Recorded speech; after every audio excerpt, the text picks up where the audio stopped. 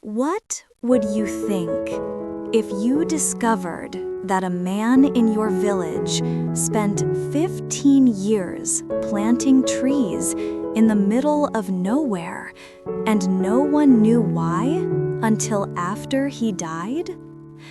Sometimes the people who change the world don't make noise.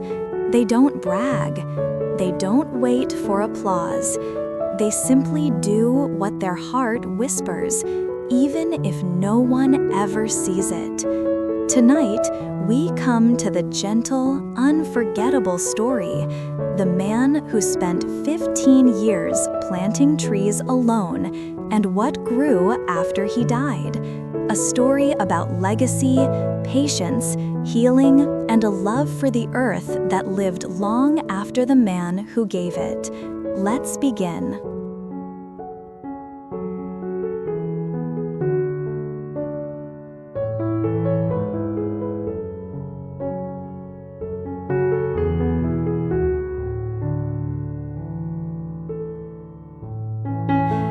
In the quiet village of Red Meadow lived a man named Elias Rowan, a soft-spoken widower in his 60s. He lived alone in a small wooden house at the edge of town, surrounded by open fields and dusty paths.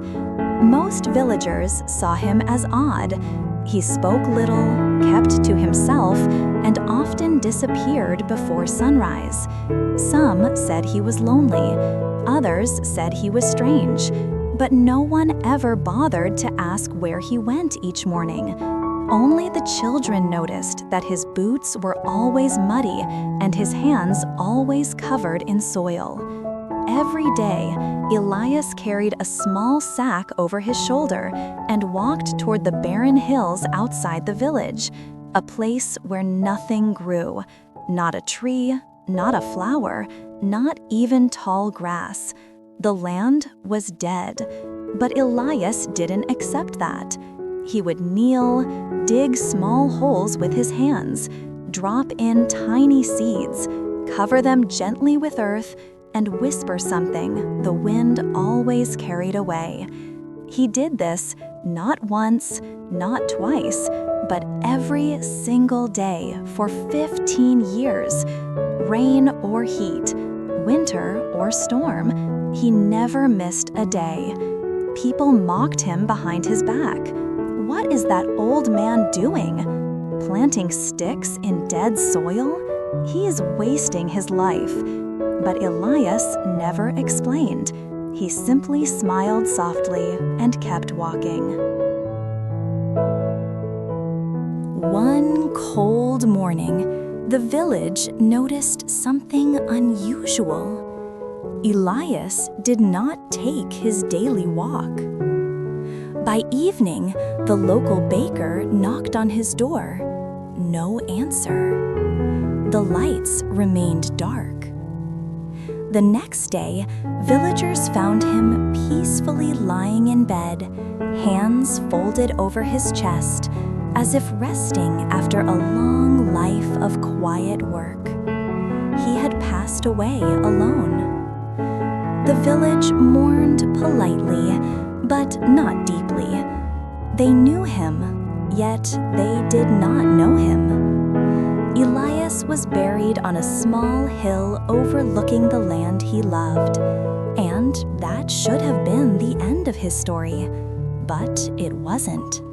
A week after Elias's funeral, a group of children wandered up the barren hills where Elias always walked. But the hills weren't barren anymore. They gasped. Before them spread hundreds, no, thousands of small trees. Some were only knee-high. Some reached taller than the children. Some had leaves shimmering under the sunlight. A young boy ran back to the village screaming, "There's a forest on the hill! A forest! Elias planted a forest!" No one believed him until they saw it with their own eyes. A quiet hush fell over the villagers as they walked through the young forest. Some touched the leaves, some cried, some simply stood in awe. But everyone felt the same thing. Elias had not been wasting his life. He had been building something extraordinary. As villagers explored Elias's empty house, they found a single envelope on his kitchen table. On it were the words, "To anyone who wonders why." Inside was a simple letter. My wife, Anna, loved forests. She always dreamed of living near one. When she died, this land became as empty as my heart.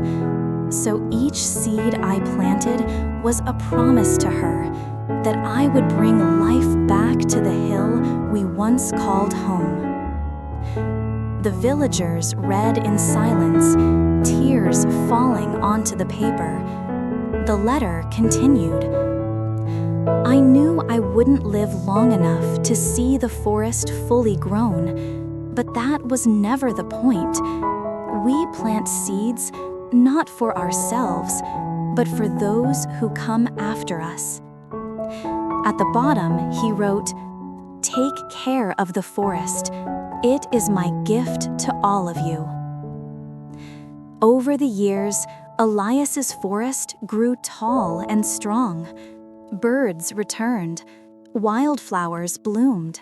The land healed. Children who once mocked him now played in the shade of his trees. Villagers built benches, walking paths, a memorial stone. Tourists came. Photographers wrote articles. The village prospered, all because of one old man with a bag of seeds and a heart full of love. This was Elias's final legacy. You don't need to be great to do something great. You only need patience and the courage to begin. Tonight's story teaches us. The seeds we plant today may bloom long after we're gone. And the quiet acts of kindness we leave behind can become forests in someone else's life. So plant goodness, plant patience, plant love, even if no one is watching. Thank you for listening tonight. Sleep peacefully, breathe deeply, and if this story warmed your heart, please subscribe and share the video to spread a little more light in the world. Good night.